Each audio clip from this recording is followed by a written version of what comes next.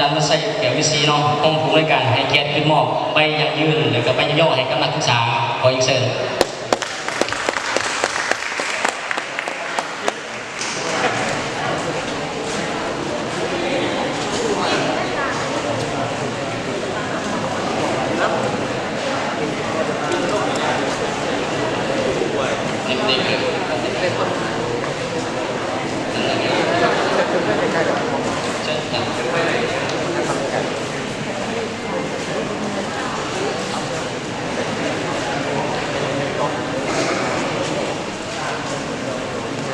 ในจำนวนนักศึกษานี้มีทั้ง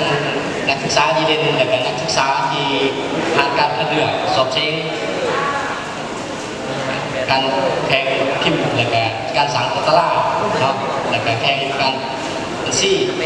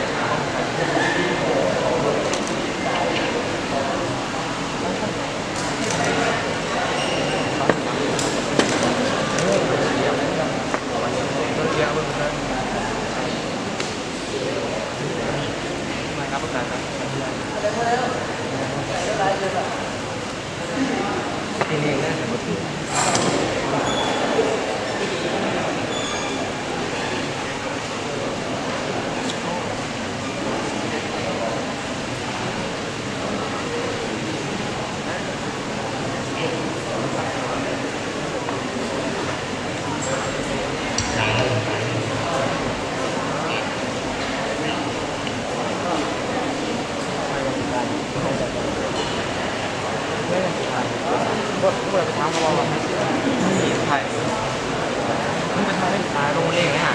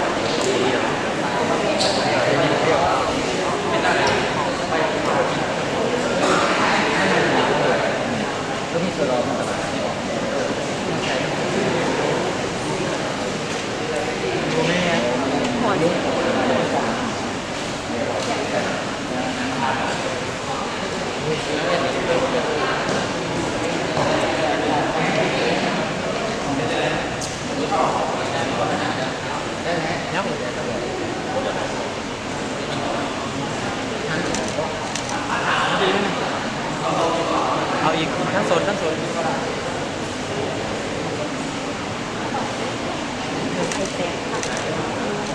นไทยแบบ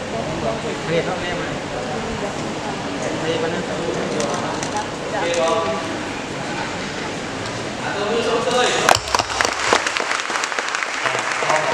ยังทางอาจารย์ชัยอย่างวิซีทีหนึ่งเนาะที่ให้เกียรติขึ้นมอบไปยังยืนกับท่านใบย่อให้กับนักศึกษาที่มีผลงานมีเรียนประจำ1 ปีแต่ก็เป็นความภาคภูมิใจอีกอย่างยิ่งสำหรับนักศึกษาที่มีผลงาน